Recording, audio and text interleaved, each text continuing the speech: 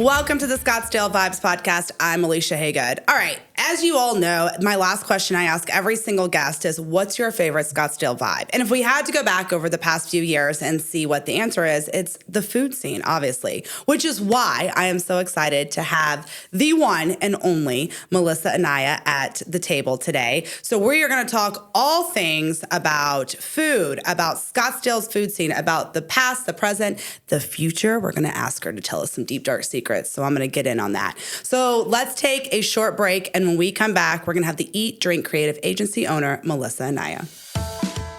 When it comes to protecting you, your family, and all your assets, you need to have someone that you can trust. And that's Jeremy Mueller of State Farm Insurance.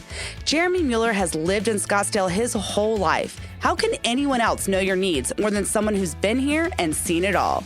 Jeremy and his team are always ranked in the top % at State Farm. He cares, he's knowledgeable, and most importantly, he's always available. Don't believe me? Give him a call at 480-515-5223 or find him at jeremymueller.com. Melissa Anaya is a Valley native working her way through the food and beverage industry. She started off as a server, bartender, bar manager, event specialist, you name it, she's done it in the industry. So don't get anything past her. But she really talks about how growing up, she went out to dinner with her family often and always enjoyed the food scene here in the Valley. She took her love of food and started posting pictures of it on social media, starting a following I don't think anyone could ever see blowing up just about here in Scottsdale, which is amazing.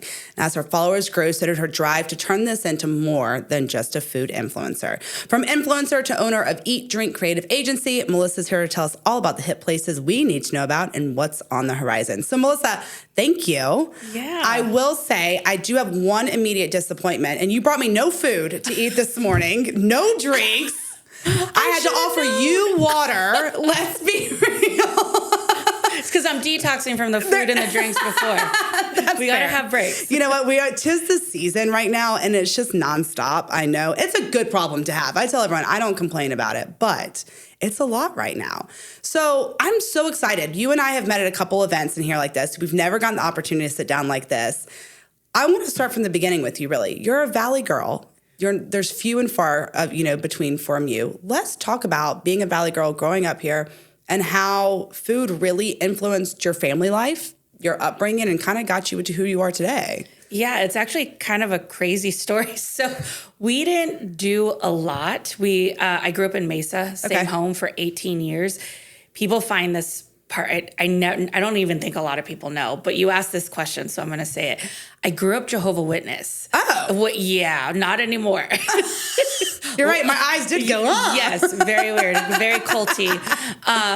But the only thing that my family did was go out to eat. Okay. It's the only thing you celebrated? It's the only thing we celebrated. I had tears at dinner. Oh, my God, I'm out. No, but honestly, you don't do anything else, but we went out to eat. We went out to eat after church. We went to restaurants on Sunday. It was like the one thing my family did. So I got accustomed to going out to eat a lot as a kid. Yeah. So let's talk about this. So what were some of your favorite things as kids? Because kids can be picky eaters. I think if you're influenced around it and it's presented to you a lot, you can pick up as an adult, you can pick up new flavors and stuff like that. So how did food influence you through life before even social media in that sense? I think, I'm Hispanic. Mm-hmm. I'm very light-skinned, and I do not speak Spanish. I just like to... So you're Jehovah's Witness, you're a light-skinned Hispanic, we don't speak Spanish. There's a whole lot of onion or peels to get you down. Hispanic food is there's a lot of flavors. And here in Arizona, it's hugely popular too. Yeah, so if you grew up eating, I didn't eat bland stuff like salt, lime, spice, seasonings, name it all. So I think that I had a very robust palate at a young age. And then when I met my husband, when I was young, very young, like 19, 20, he was from New York. So then we started going to New York.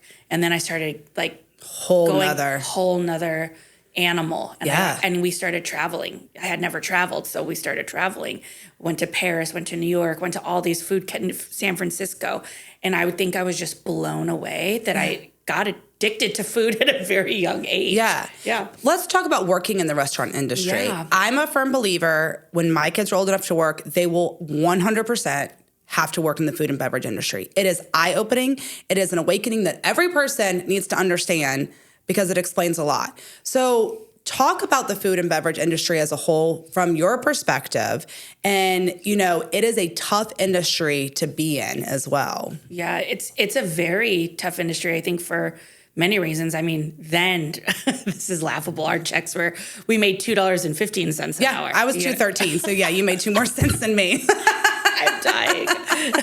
Yeah. I think my kid works in the industry now, works for Sam Fox Concept, and worked at AZ88 too. And I tell my kid all the time, I said, it makes you quick. Yeah. You learn to deal with a lot of different people and a lot of different emotions. Yeah. Upset wives, happy people, drunk people, angry people. The list goes on and on of people you see on a daily. Personality. You really have to be on your toes. And I think that I love that part about it, and there's a lot to say about that, being able to work with many different people, not just the same office people all the time. Yeah. So I do agree with that. I think everyone should at least work in the industry at least sometime or another. Summer or something. Yeah. All right. You are Eat, Drink, AZ. I mean, that is your voice. That is your channel. But you also own, an amazing industry here, the Eat, Drink Creative Agency, where you focus on the restaurant industry here. I want to talk about this because as a small business owner myself, we see your success. We see your number of followers. We see everything you're doing and how many views and all that. It's not easy to get where you get. Talk about the process, because I think you kind of went backwards. If I read correctly, you started with the idea of the agency and had to backtrack and be like, wait, no one's going to believe me because I don't do anything. Yeah, that's perfectly said. I actually really like that. But that's what happened. So when I met after I got a divorce, I was with my other partner, and he was in MMA. And so he covered a lot of sports and was in media. And the bar that I was working at, the Perch in Chandler, was like, you need to learn social media. You need to do all these things. I loved it, had a passion for it. Okay. So he was the one that was kind of like, let's take our strongest suits and build something here, and we can do it. Yeah. We ended up working a lot in the MMA industry, and I got into social media, but I loved social media a lot. So we did run a business. We actually did pretty decent together. It just wasn't anything I was really passionate about. Right. Was the MMA side. It was all his stuff. Yeah. Right. That I was helping with. So around 2017, we ended up getting a restaurant client, which was Los Taquitos. Oh. They were in our neighborhood. And I got a sniff of that, and I was like, of the food or the job? All of it. The food, the job. And I got, and I was like, I'm done with MMA. Like, all I know is food. Why am I not going after something that I love? Right. And the bells kind of just went off in my head. So talk about that, because it's interesting. You're an organic growth, which I'm a huge proponent about when it comes to social media. And how to start that, as because you are now an extremely well-known influencer in here. Was that really your goal, or did that kind of just happen naturally? That was never my goal. So I never even saw that door at all. Okay. So what happened is I got Los Taquitos. Then over the years, I had only gotten a few more clients. I got AZ88, Carson's, Sip Coffee and Beer. I only had a handful of clients to kind of keep me afloat during my journey. And I started thinking, I was like, oh, well, I'm a professional. I'm going to go let all these restaurants know what I can do. Yeah. And they had no idea who I was. Yeah. No clue. They're like, cool. Even with those clients, it meant nothing to them. It doesn't really mean anything. It's very small peas. Okay. So then I go, well, I'm going to build, they weren't listening to me. So then I go, I'm going to build a brand where they trust me and they'll listen to me, and then the door will open. And I promised myself I would not let the restaurant community know, because I never wanted them to think that I was just trying to go after that side. I ended up building a brand of Eat, Drink, AZ that I had no intention of doing. And then all of a sudden, I ended up loving that as well. And it became a second business, in the mix. And now the restaurants do listen, and it's like this beautiful doorway. If one, I can help restaurants from all levels, small to large, depending on, what they need. What do you think was a catch? What was it that you think caught on to what you were doing with us in the community, following you, finding you, working with those restaurants? What is a secret sauce, I guess you could call it, for you? Well, I think since I had the marketing mindset, photos were very prominent then.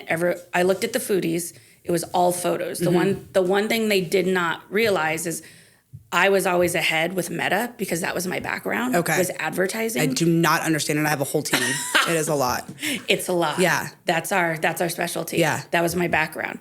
So I understood that video was coming around very quickly. And I also saw that people were getting on camera. And so I go, I'm going to be the first one to get on camera. And my ex at the time had equipment because he was in MMA. So I go, let's go start shooting some videos. So I started saying I was a professional and I was going to do this high-end production video. I tell this story all the time. My very first video, I think, took me 6 hours. They were like, are you almost done? I was sweating. I was nervous. It's not easy. And it was terrifying. Yeah. But I was like, I'm just going to keep chucking ahead.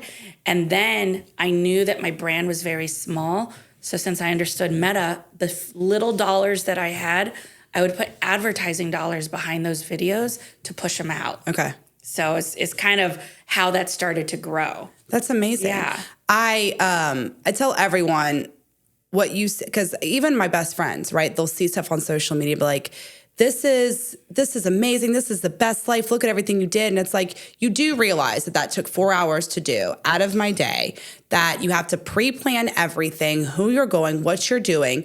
And people don't understand how much work goes into social media behind the scenes. And it's a lot. And it is a full-time job. And people are just like, oh, that's great. It went viral. And it's like, okay, I have 5,000 videos and one went viral, kind of thing. What is your advice? Patience is always what I tell everyone. How do you set realistic expectations in that sense? I guess would be a better question. So I think people have to really understand their brand and what they're really trying to go after. Talk about that then, because I think that's huge and people do not understand. People are quick for what's my ROI right now. Mm-hmm. And that is not what branding is about. No, there's so many different avenues. I mean, I could go on and on about that, but if you're an influencer, if you're a restaurant, if you're a podcaster, you have to really say, well, who is my audience? Where are my dollars going to come from, right? Because you're potentially trying to create this business so that you can be an entrepreneur, right? That's goal. Yeah. I'm sure there's some people out there that are like, I just do this for fun. I could care less. Great. Right? Kudos to you. Majority of us are trying to turn it into a business. So you really have to ask yourself who your audience is. Okay. And does your content match that to drive traffic or drive sales? So one of the biggest things that I always tell people, if they've been in this game for a really long time, your audience will speak to you. Listen. It's in your insights. Okay. Listen. My favorite line is shut your mouth and open your ears. You're going to learn much more when you do that. I tell everyone that. All right. You are the influencer of all things food here in the Valley, but you also Eat, Drink Creative Agency. Yes. Let's talk about that because that is, like we said, that's where you started and went backwards from there. What is going on with the agency? Talk about the restaurant scene and how that works together because you are very niche, which I love and appreciate. And I think for me as an outsider, that just builds that trust because you know exactly what your target audience is, like you were just saying. I think that's exactly it, is that people trust us they trust my brand that's vocal and out there. So the biggest story that we have, and I think any business, we've gone through so many agencies. We've gone through so many people. Like we've been ripped off. We've had this. I'm coming with a seal of trust. Yeah. I'm out there. There's no bad juju on me anywhere. Yes. So your reputation. My reputation is golden out there. So I think that they trust us first on built, right? That's the way it was built. And then we actually help them. So when you're an influencer, you're only going out once, maybe twice if the restaurant gets it. Those videos die eventually. Yeah. And then they're left spending money, or if they do a trade, whatever their forte is, they're left back to zero. So we've built a system so that they can keep converting and it can go on their platforms versus just having Eat, Drink, AZ come out once. And then they're like, well, what do we do now? Which is and that's where they get screwed over, right? I mean, that's where so many influencers and other agencies say, you do need to trust the source. My reputation's everything. I tell everyone, My business is only successful because of who I am, not necessarily what I do. And I feel like the same goes for you in that sense. Yeah, thank you. So let's talk about the food industry, because I know that's what everyone wants to hear about right now. Food. It really is my top answer whenever I ask someone, is like the food scene. Why the food scene here? Like, how did Scottsdale really get on the map for our food scene? Oh, gosh. We have been blowing up. We really the have. Last couple of years. I mean, we're getting places here from Vegas that are only Vegas and Scottsdale have, places from New York and like, we're becoming a hot spot. What is happening? I don't know if that was, I don't have any answers as far as like. Who's doing it? What's going on? I know that plans take a really long time, but a lot, the word on the street, like, who do I know? I know nothing about how commercial works or anything like that, but a lot of people are saying is when California people came over here, they brought all the traffic, and now they're bringing those restaurants, and we have the traffic to support it. We didn't before. That's what I hear. I'm sure there's so many different things, but whatever it is, they know the money's here. Yeah. I think, we have really big events that help us as well. I think the Phoenix Open, Barrett-Jackson, spring training. Yeah. They're looking at us like we have great weather majority of, the year, things like that. Scottsdale's a capital for food. Yeah. In my opinion, it is. I love other cities too, but there's so much within this, however 10-mile stretch. You can't go wrong. Isn't that the sad part? Like, for you, how do you repeat a place? Oh, gosh. That's really hard. I actually hardly don't. I hardly do not repeat a place. There's very few places I go back to because I still have not been everywhere. Right. I have like my places I go to consistently. That's fair. Everyone has their, their go-tos, but. Like I'm going to, what is it, next week? The Elefante. Great. I'm finally going to Elefante. I have the big vibe. Everyone's raving. Yeah. Catch is coming. Yes. And Elefante is great, by the way. We went to the VIP night. I did not get to make it that night, so I'm going next have a good week. Time. Oh, what did you like there? I'll let you decide. Okay. I'll wait for your reel to come out, and then we'll make a comment. Perfect. I don't want to influence your decision at all. It's a vibe. It really is a vibe there. It'll be hugely successful. The location, I think, is going to be great. Mm-hmm. Yeah, kind of thing. Uchi. I mean, I think it's Mott, or I don't know if it's Mott or Moat 32, which is huge. That's going in the Ritz residences. Yes. And I've heard rumors. Yeah. No one has confirmed this. So if anyone wants to say something. That we are getting a Carbone here. Are you serious? No one can confirm it, but one person that supposedly has an inside in Vegas, and they're a bigwig. Okay. I've been looking at liquor licenses and talking to people. Oh, you're really doing your research. No one's posted anything yet or filed anything. Shared anything. If anyone knows anything, pass it my way. Interesting. All right. Since you've grew up here, how have you seen the restaurant scene change? And incorporate that into, I want to talk about COVID pre and post, because you started the agency and really got into it right before. One of the most struggled industries coming out of it, but we have exploded here in Scottsdale. Like you said, from so many people kind of moving from California, but it has done the opposite for us here in Scottsdale during this 5 years of influx, I guess you could say. Yeah, I think COVID really did. I would say, I lived in Old Town. I still do. I live right down the road. But it was crazy because I would go to other cities or go visit. And I'm like, is it even happening here? Like people are doing takeout. They were in the parks at AZ88. We were doing that. It was still. I probably ate out more during COVID than I did before. Everyone did. People were walking in Old Town, because it was just, they were bored. They didn't know what to do. It was crazy. Yeah.